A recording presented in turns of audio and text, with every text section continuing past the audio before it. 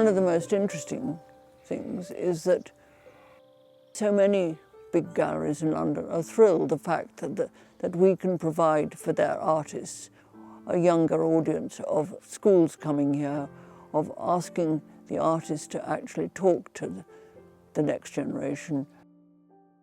We also have a large number of children now. We encourage them to bring their own families back, to be our ambassadors, to be the mouthpiece of the next generation.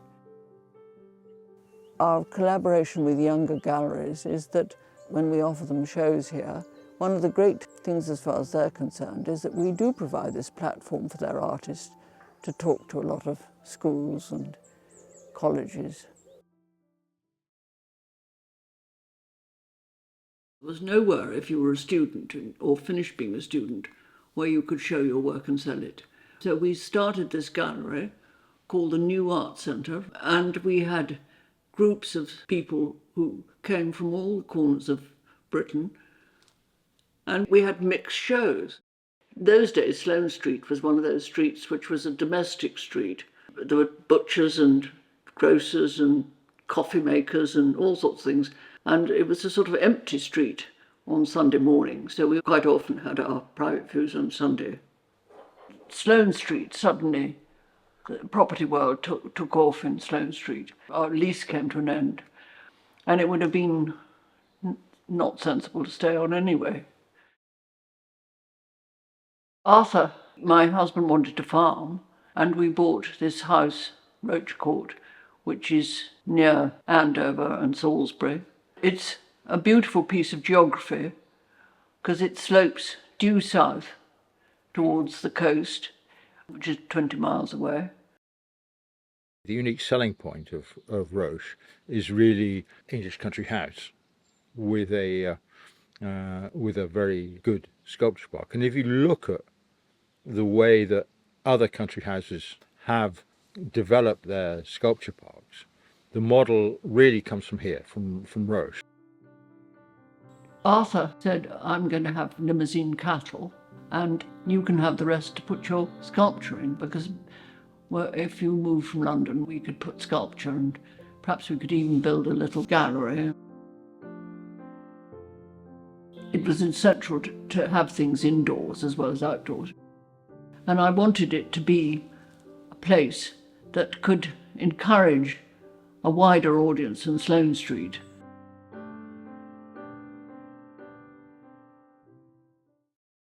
Arthur worked with the gallery and was very proud of the gallery, and of course all the equipment that he used to make his hay and generally make the farm work are wonderful tools to lift sculpture and make the sculpture park work.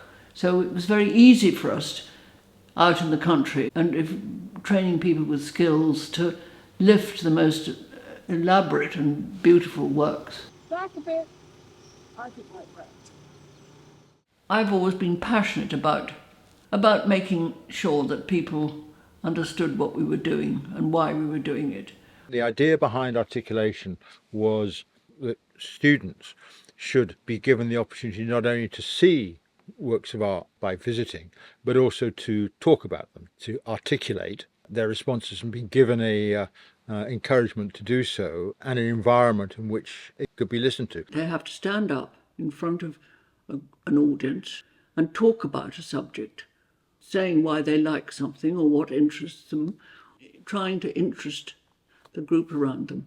Articulation went from being something that was local, involving several of the schools in the vicinity, to something which became national, having been recognised as being something very particular and of importance.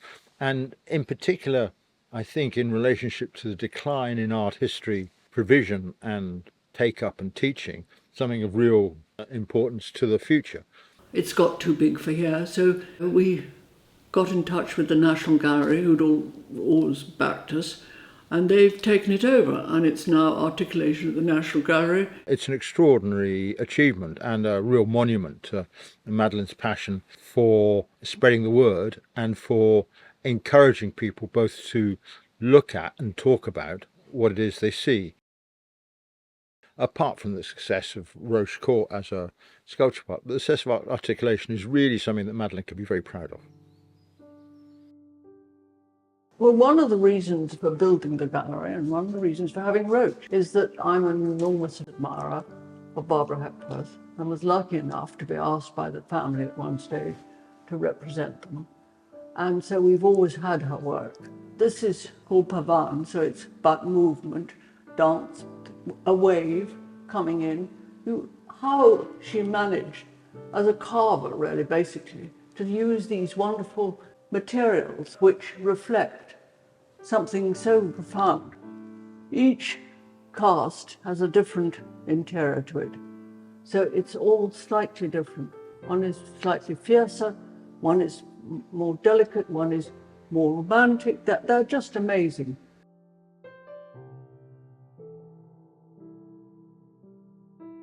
So for the first 2 years here, we had nothing but Hepworth's Family of Man, these wonderful groups of large works. So it was a paradise as far as I was concerned.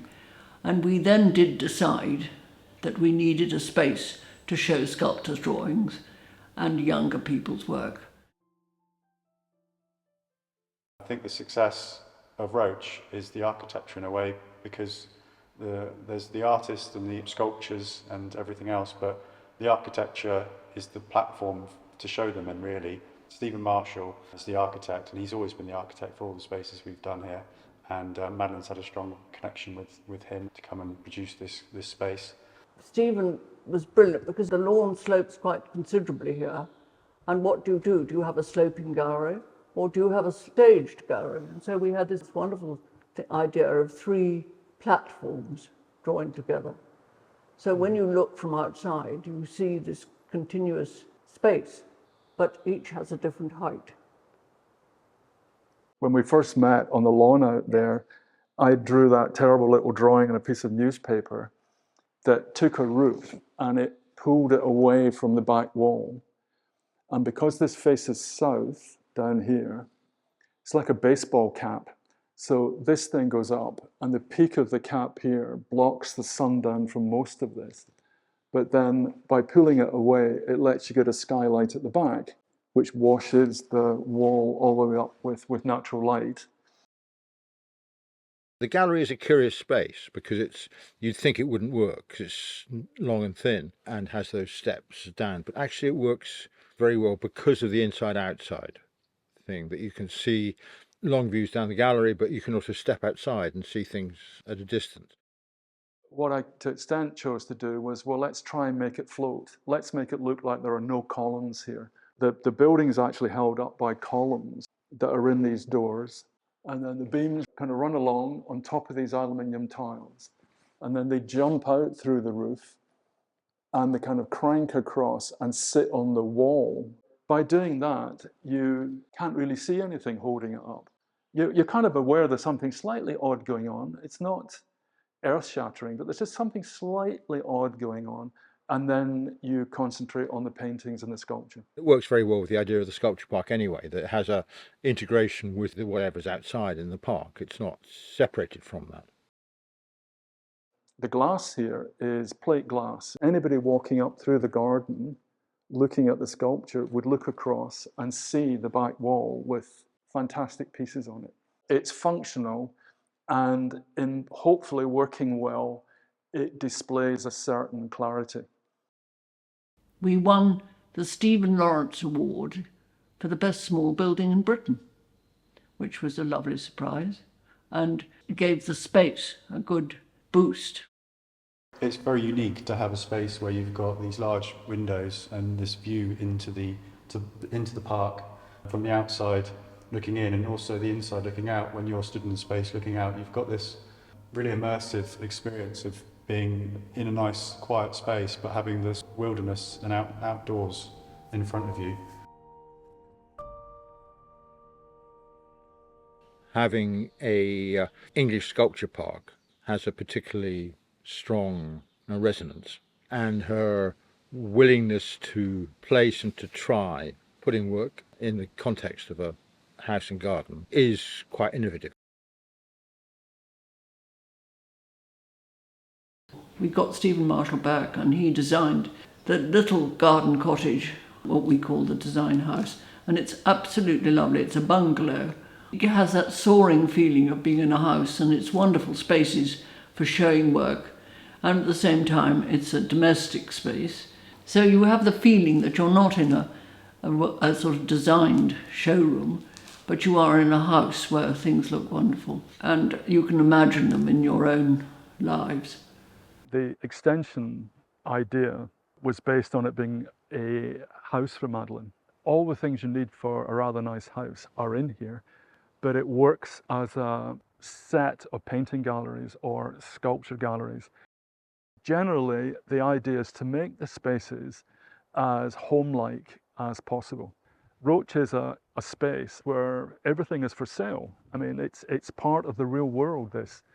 The art has to look good on walls so people can imagine what will that look like in my own home. It's interesting, some of the best galleries that I know of in the world are in houses. The way a house is laid out and the interconnection between the rooms works very well for the flow of a gallery. The fact that it's a house and it's got a lot of rooms, it means that she can have a lot of different artists in the building without them blocking into one another. So you've got the opportunity for a lot of different shows in the one area. Because it's a house, it's got windows and it's got windowsills on the inside. Well, these windowsills work rather nicely for pieces of this size, these bits of Matthew Hilton. If you didn't have that, you'd have to put plinths in or something like that. But this is just treating it as a house. I think it's quite important that in spaces that are showing art, and particularly spaces that are showing art that potentially is for sale, it's very important that people, as they walk around, they just get a glance of something. That's just the kind of experience you get with windows looking out onto gardens, and particularly if one of the things that is being looked at is external sculpture and planting. It's kind of about the art and about the landscape.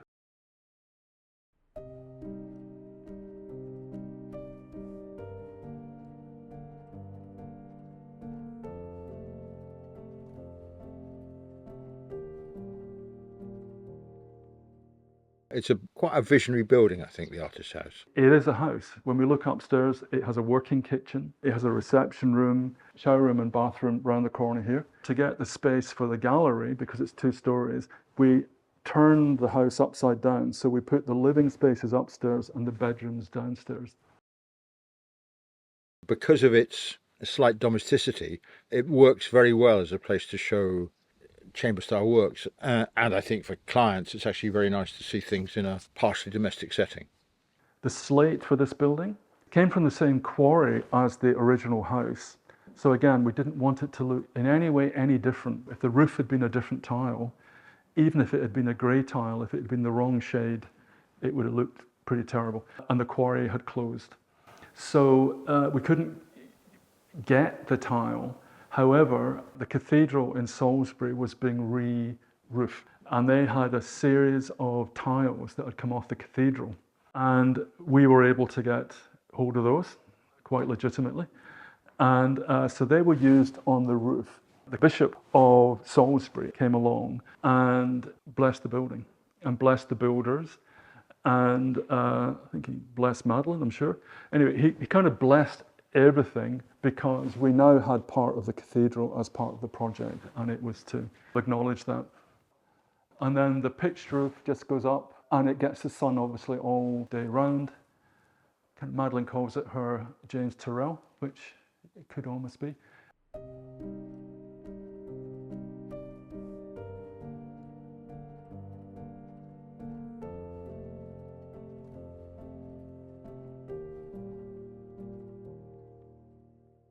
This used to be just a room which we kept our gas bottles in. And then when we decided to extend the gallery next door, we then incorporated this. It's got wonderful light. You'd think it would be very dark, but the fact that it faces due south and the building isn't that tall, it's proved to be a really beautiful space to show things, and particularly sculpture. Madeleine's very good at building things. You know, she makes very nice interventions with the buildings here. The additions she's made to the buildings have all been very rich. Actually, I did live at Roche for, I think, 10, 12 years. I never had a studio here. I never particularly wanted a studio here. I had a studio in London. The thing about coming to Roche after a week in London was you'd get out the car and the sky was dark and you'd see the stars. When you step out the car, you look up and you can see the Milky Way. So it always made me smile. Roche has been a very good window for a lot of people. I mean, we talk about the artists, which is what I'm here to make sure that their work is spread among new collectors. But it's also the public. It's showing people what their inheritance is, what their generation are doing. Know what the music ought to be of your generation. Very few people know what the art of their generation is. It's a serious part of our cultural inheritance. And I hope that we manage to make it look like that here. I've got quite a lot of grandchildren, and I love to think that they're interested in what's around them, really interested. And then they can make the world a better place.